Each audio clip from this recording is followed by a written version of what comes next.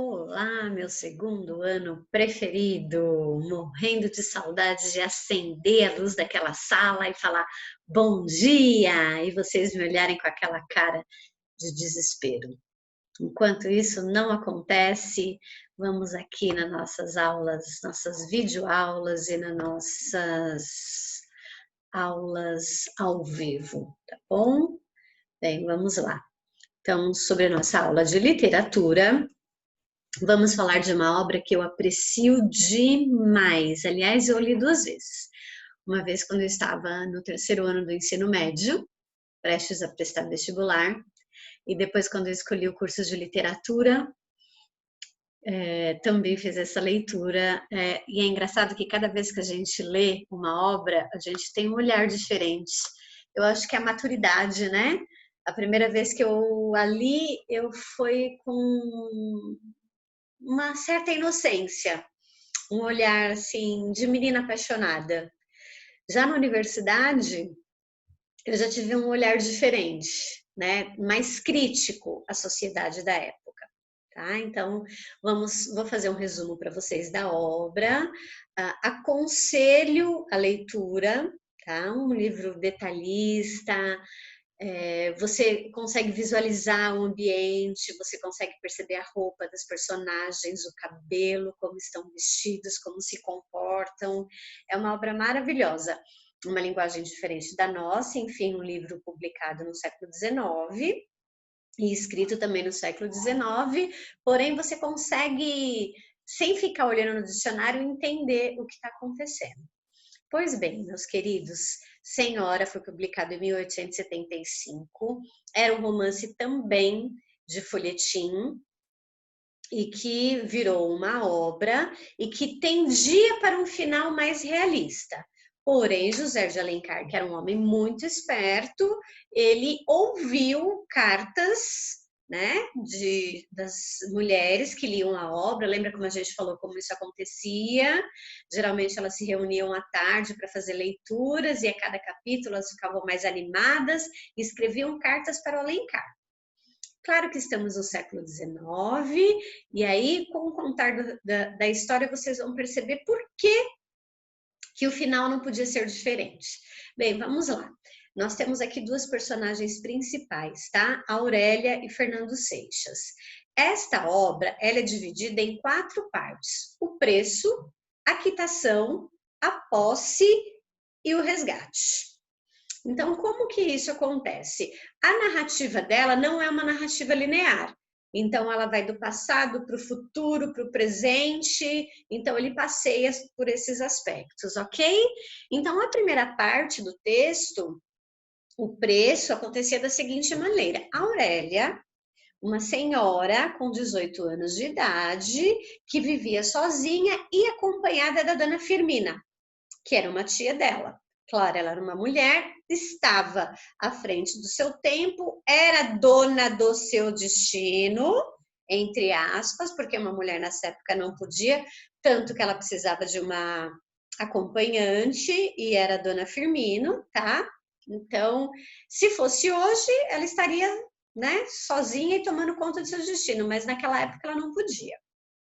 E elas saíam à tarde para os bailes, né? A dona Firmina sempre achava que havia um interesse muito grande por parte dos rapazes, porque ela era muito bonita e milionária, então já era o útil ao agradável, então estava sempre cuidando dela.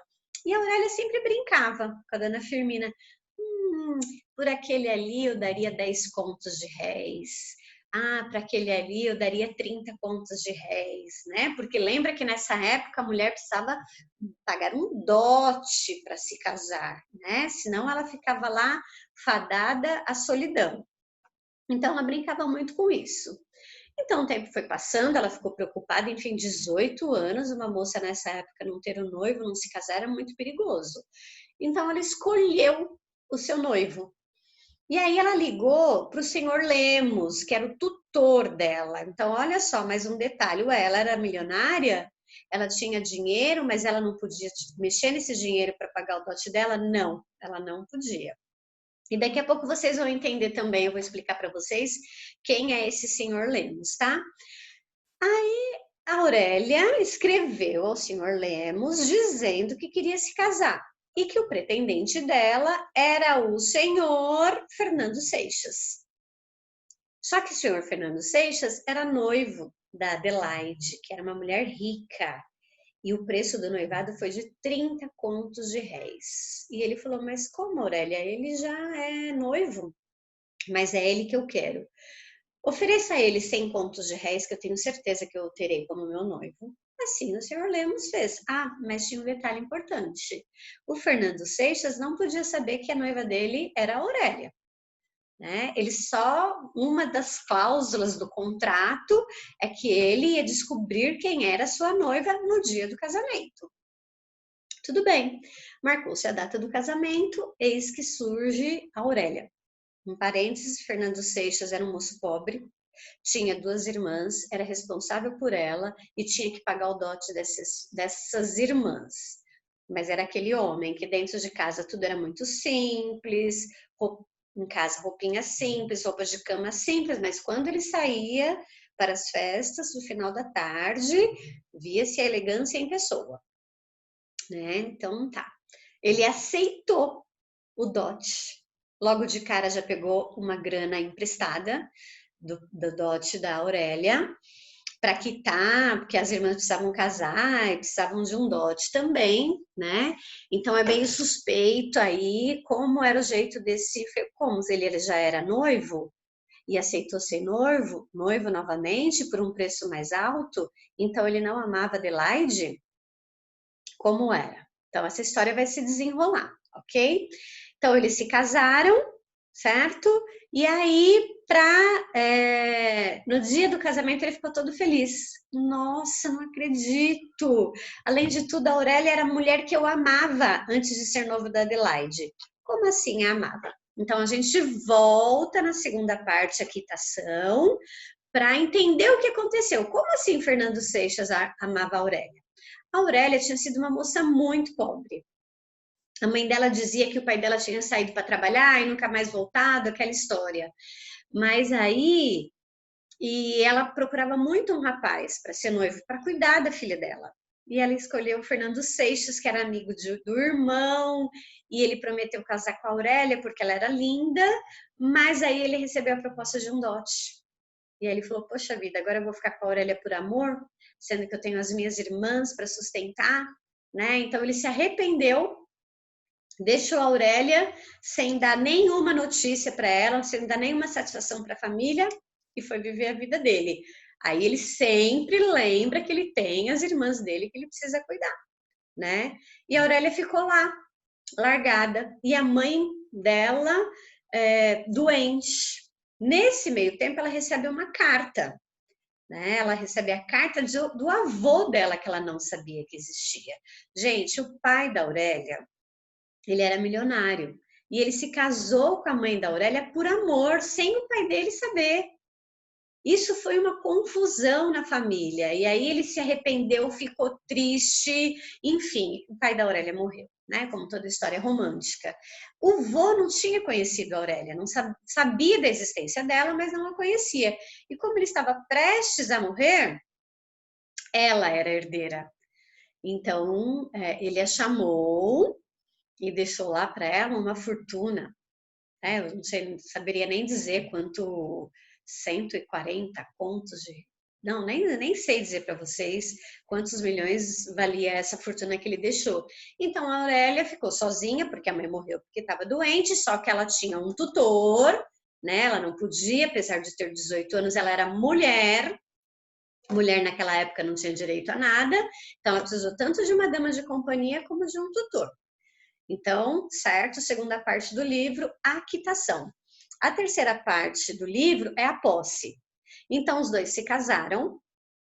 No dia do casamento, ele achou uniu útil ao agradável, fiquei rico, né? A mulher que eu amava ficou milionária, me pagou um dote e eu ainda, né? Vou viver bem.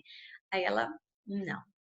Agora é que a confusão começa. Ela falou, não, você agora está casado comigo só por aparências, tá? Então, nós vamos viver sim para a sociedade, vamos andar de braços dados. Então, eles iam a festas, eles dançavam, eles trocavam carinhos. Aquilo até acendia de novo, porque ela era apaixonada por ele. Mas quando os dois chegavam em casa, aí não dava o braço a torcer. Ela o tratava como um escravo, tá? Só que aí o Fernando, ele começa a se sentir humilhado com essa situação, né? E aí ele começa a trabalhar, o que já não seria comum para aquela época, já que ele era milionário, e ele começa a investir, né? Então, e aí ele começa a fazer o dinheiro dele. Então, no final, quando ele não aceita mais ser humilhado por Aurélia, ele quer terminar aquele casamento, aquele relacionamento que para ele já não dá mais.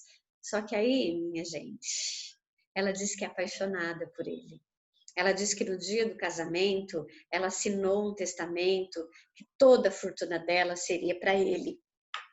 Ela não sabia viver. Ela ficou tão triste aquele dia que descobriu que ele não seria de verdade o marido dela, que ela achou que ela fosse morrer de tristeza.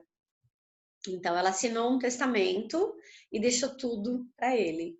Enfim, e no final ela se ajoelha. Então, uma mulher que foi toda poderosa durante todo o livro, no final ela se ajoelha para ter o homem que ela comprou e que ela amava. Por que isso? Por que essa história termina dessa maneira? Então, eu vou dizer agora meu olhar na minha segunda leitura da obra. Porque estava, sim, no século XIX, José de Alencar, com essa obra, quis fazer crítica à sociedade, principalmente aos casamentos que não eram por amor, né, que eram casamentos arranjados, mas a gente não pode esquecer que José de Alencar, ele foi muito... ele não ia sair do que aquela sociedade... Ele não queria, na verdade, que as coisas mudassem. Ele estava mostrando aquilo, mas ele era muito tradicional. Então, não era para mudar. A obra poderia ser terminada, sim, né, com o Fernando Seixas aos pés da Aurélia, mas aí alguns estudiosos dizem que ele recebeu cartas pedindo muito para que os dois terminassem, já que era um período romântico, que os dois terminassem apaixonados um pelo outro, né, e que não caminhasse pelo caminho, que não continuasse pelo caminho que eles estavam indo. Então, tem esse olhar. E tem o olhar também de que no século XIX as mulheres de um pouco não tinham direito. Então, o que ela tinha? Que ficar no cantinho dela e aceitar o marido que ela tinha, tá? Mas aí, como é que acaba a história? É claro que eles se perdoaram e é claro que eles viveram felizes para sempre, certo? Então tá, pessoal, que eu queria falar um pouco de Senhora para vocês, fazer esse breve resumo. Se vocês tiverem a oportunidade, façam a leitura, que é uma obra maravilhosa. Vou deixar as orientações para vocês lerem um trechinho ainda da obra, que está no livro de vocês, e realizar as atividades, certo? Então, até breve. Um beijo em todos vocês.